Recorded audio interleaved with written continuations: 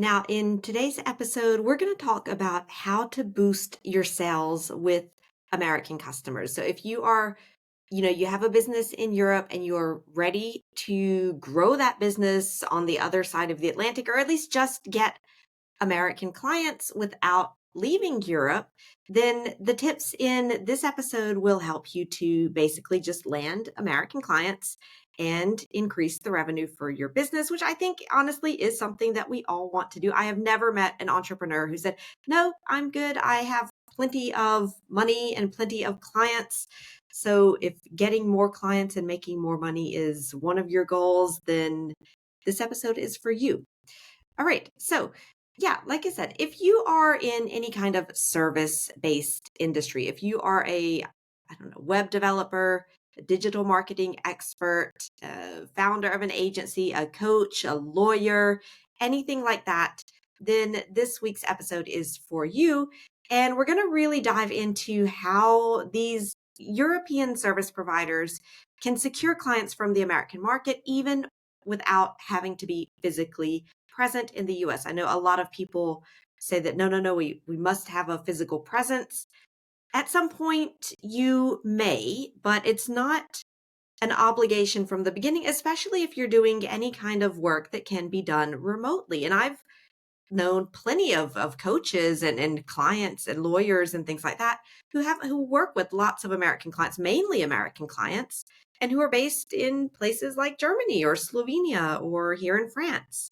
So why would a service provider want to make that effort of going and getting American clients? Well, just generally expanding your client base internationally, whether that's in the US or just across the border from where you live, that can bring you significant growth opportunities. It can help you to diversify your revenue streams when something in your home market comes and throws a wrench into your business. Like for my own business, I'm here in France. If you're in France, you'll know what I'm talking about when I talk about the CPF, Calliope, all of that. And to be honest, it really made things very difficult for us in the beginning of the year.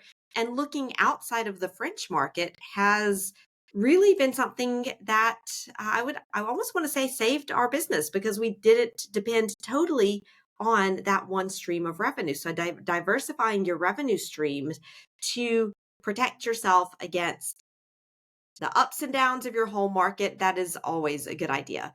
Of course, the US, it's a bigger market. It's one of the biggest in the world.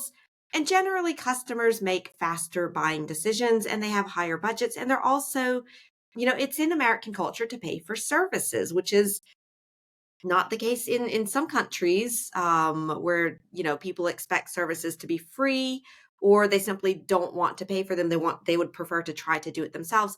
America is a service-based economy, so if you are providing services, well, you have a huge market waiting for you.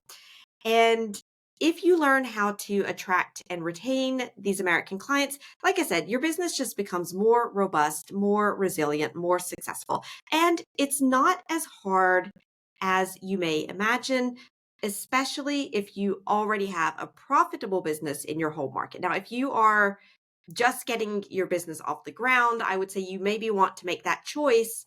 Do I focus on my home market first, or do I go all in and build a business for the US market from the start?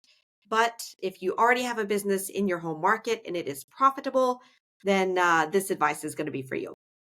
Now, unfortunately, a lot of the clients that I have spoken to, even just recently, I've got the feeling that having clients in the US for them was not an immediate goal for them. It was like, yeah, it would be nice. I want to maybe someday, but I have to do these other things first, etc. Now, maybe that is the case, and that's fine because I know that when you're building a business, you have to avoid shiny object syndrome. You want to really have your strategy and focus on that. So I can understand why they might be hesitating. But if looking for American clients, getting American clients for your business, that is part of your strategy, and you're feeling that some of the challenges, they're just impossible or you don't know where to start, we're going to address some of those today. Now, what are some of the biggest challenges that I've seen?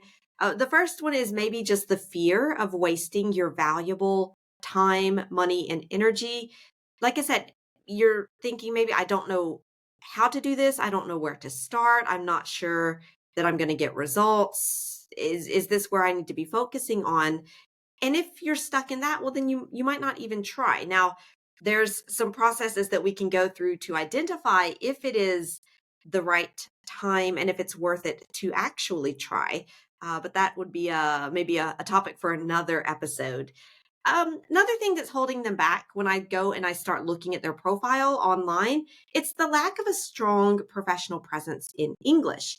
And yeah, of course, we're talking about your website, but also your presence online. If you have been on podcasts, you surely have a LinkedIn profile. At least you should, very bare minimum, have a profile in English, or any other kind of media where they can learn about you. The things that you might immediately have is a website and a LinkedIn profile. Just get something up in English very simply, but at least it's done and then you can optimize it later. And that's something that I could help you with. But if you're trying to get American clients and none of your online presence is in English, that's going to be almost impossible. Another thing is, and I don't think this is specifically for the American market. I've seen this in just marketing in general, but inadequate personalization. If you're sending generic, impersonal messages that don't resonate with your potential clients, that don't show them that you've spent a little bit of time learning about them and their situation, then your message is just going to fall flat. And this is, I would say, just even more true for the American market, where Americans are all about personalization. Like, we have monogrammed, when I was in high school, my backpack had my name embroidered on it. Like, we love personalization. So if you're sending the same message to 100 people, you're doing it wrong for sure. But again, I think that's not limited to the American market. It's just amplified in the American market.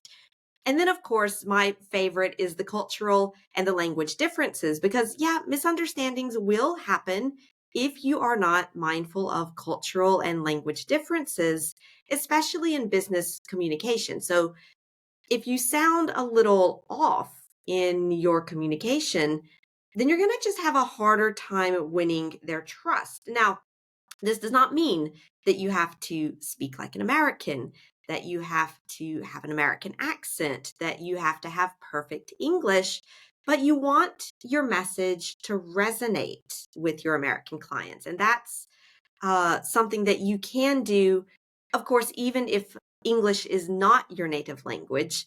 But again, that's something that we could work with you on to help you.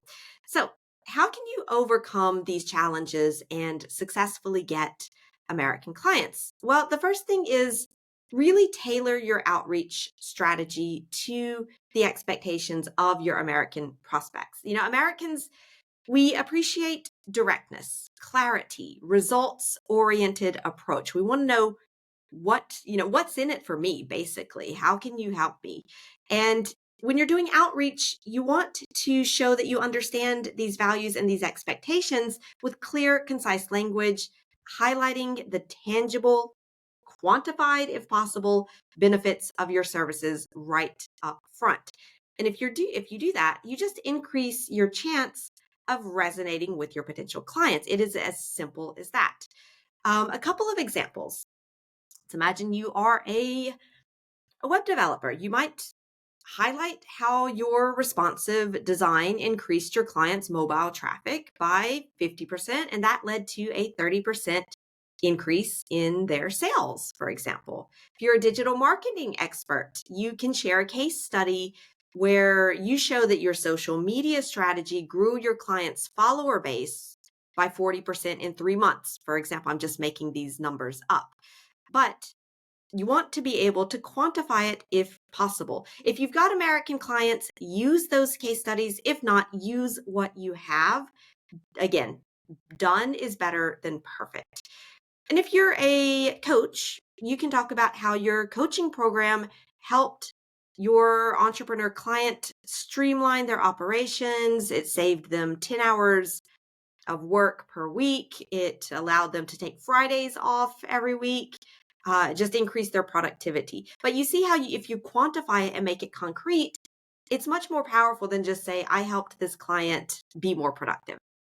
The second thing that you can do is optimize your online presence for American clients. Really showcase your success. If you're going into the American market, this is not the place to be modest and to be afraid of bragging, let's say. We want to know that you're successful. We want to see that because we value success stories. We value proven results.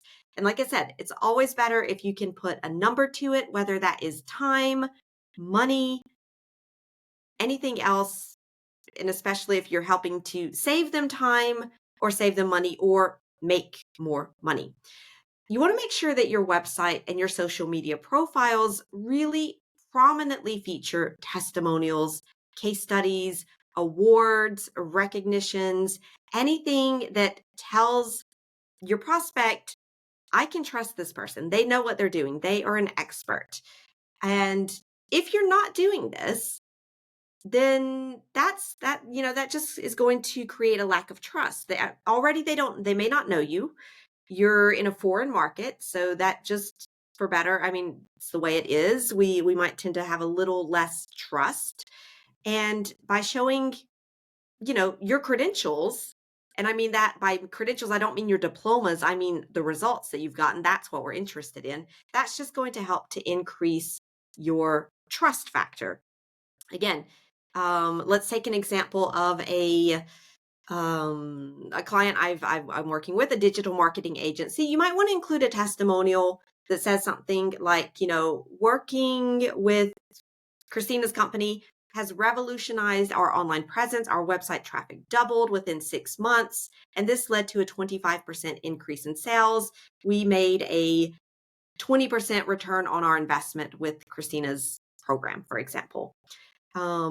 Social media, let's say you're working with your clients to help them on their social media strategy. Post a case study where you detail how you helped the client, I don't know, improve their social media posting routine. And again, if you can screenshot diagrams to show that you've increased their number of followers, that you increased the number of leads, that you increased their revenue, show that. Like, be proud of those results. And if you want to share your case study, don't just say, this is what we did with this person. Really let your prospect visualize what it's like to work with you. Show them, what was your client's problem? How did you analyze it? What did you discover? What measures did you put in place? What were the results?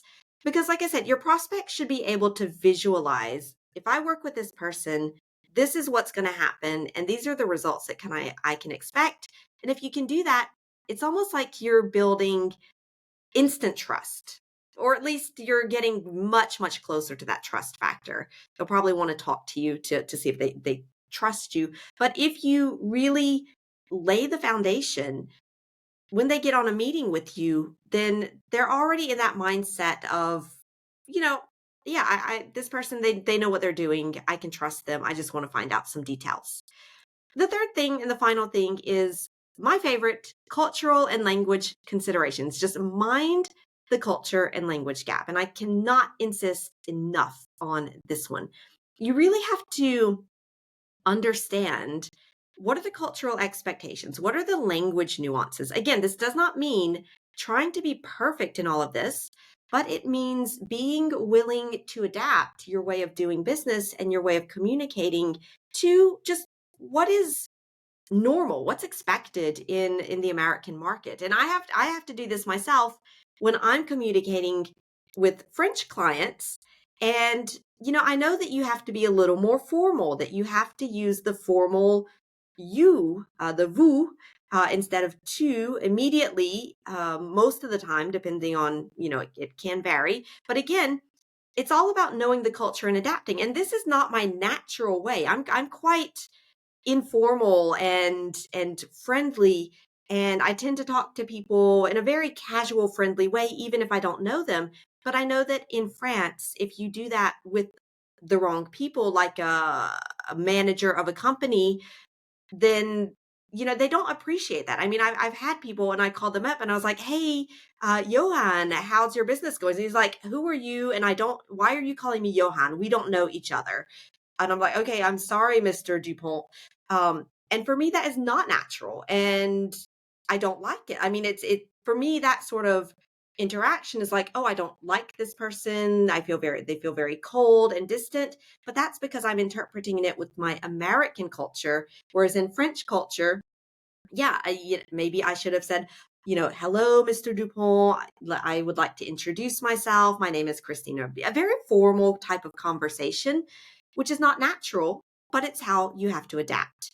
And the same goes when you're going into the American market. It might feel a little uncomfortable to be speaking to someone in a very casual, friendly way when you're trying to do business with them and you don't know them, but that's often what's expected. You don't want to be too formal.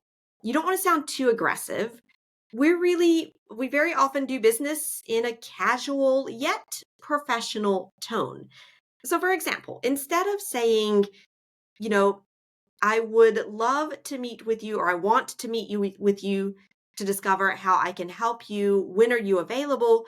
You might say something like, "I'd love to chat with you about how we might be able to help your business grow.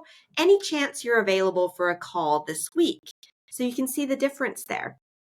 And there's a point that is often misunderstood, and it's this idea that Americans prefer directness. Yes, we do.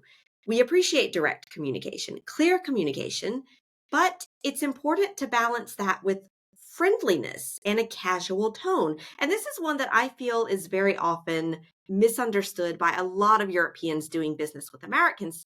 Either they try to be direct, but they misinterpret direct to mean without all these nice formulas and things like that. No, in American business, we also use these like polite formulas. So direct doesn't mean like aggressive and dry. It means just be clear in your message, but be nice and friendly about it. Or another mistake is that they'll send a very long email with a ton of context to tell the story in the background and blah, blah, blah, blah, blah. And they build up to the main point, maybe 5 paragraphs into the email. And by then, the person has stopped reading your email anyway. So you want to get to the point quickly, but politely. And this is what we talk about. This is what we mean when we talk about being direct in American communication. A good example might be, "Hey, John, I noticed your recent product launch and I wanted to discuss how our services can boost your success." Now, of course, that is just a framework. You would adapt that, you would personalize that with specific details. What product are you talking about? Where did you see the information about their product launch? What kind of service do you offer? And boost your success is really quite generic. So you might want to say, how we can, I don't know, increase your lead generation by 30%, something like that. Again, it requires knowing your client, but that's part of the personalization, is showing that you have done that research. Keep it simple. Imagine that you're writing to a 9-year-old child. In other words, avoid jargon, avoid fancy Latin based words. If you are using any of that, you're going to lose them immediately. So if you're doing that and your efforts are falling flat, this could be one of the reasons. All right, that's all for this week. I would love to know what strategies you have found effective for getting American clients if you're already working with American clients, or if you're not, what questions do you have about your own specific practices? Is there something you want me to look at? You can put it in the comments below. I would love to hear from you. And otherwise, I will see you next week.